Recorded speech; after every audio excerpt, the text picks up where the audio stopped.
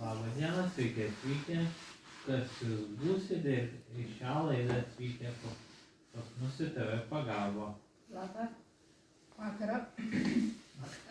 Aš Vardu.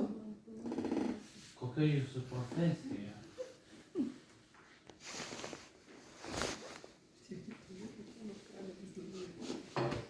Maša.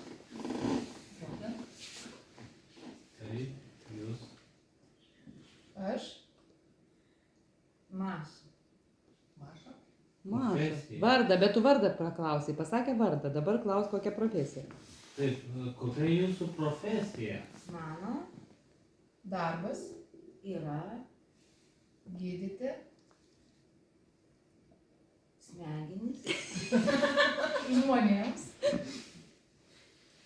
mąstantiems. Neteisingai. Geras. Ir kokį rezultatą išgydys turite? Žmonės, Sako, kad jiems padėjo mano pagalbą. Gerai, vardą. Ir kur jūs atliekate savo gydomąją praktiką? Aš turiu savo kliniką. Kokiame mieste jinai yra?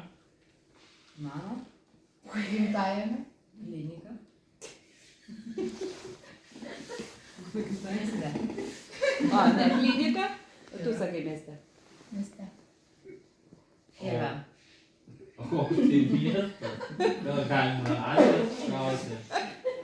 Ne, Nes tai yra asmens duomenų. apsauga. O tai tada gal nors galit pasakyti, kuriame mieste? Ne. Nes Pasakė, asmenų duomenų apsauga. Tai Yra Paslaptis.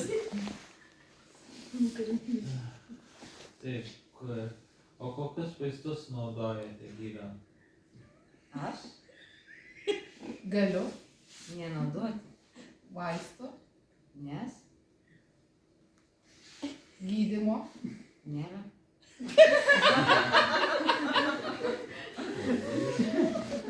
O mes girdėjome skandalą, kad jūsų klinikoje yra išbandomi nereceptiniai vaistai ir eksperimentinis gydymas. Ką galite pasakyti apie tai?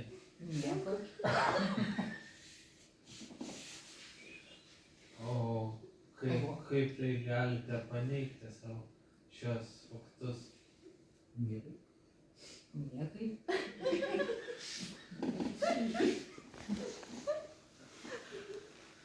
Mes girdėjome, kad jūs gydote elektrošoku.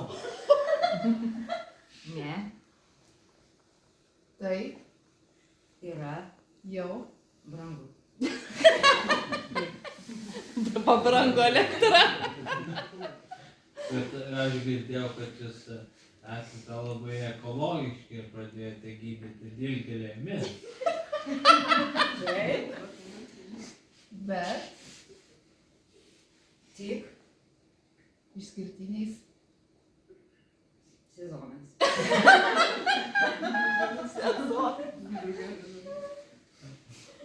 O gal planuojate, pavyzdžiui, kokiu nors modernesnių priemonių atsivežti iš užsienio? Ne, mes planuojam naudoti vietinius. metodus. Taip, pokai girdėjau, kad jūs naudojate tas senasias kankinimo metodus, kai į panagės kyšo adatas.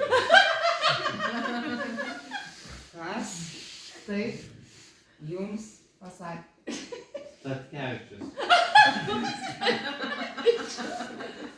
Išsiplaukite. galva? Dilgėlė. Sakyk ačiū, padėkok. Ačiū, kad atvykote į mūsų laidą ir pristatėte savo kankinimo metodikas, gydant tokias Žurnalistas. Sunkias ligas. Ačiū.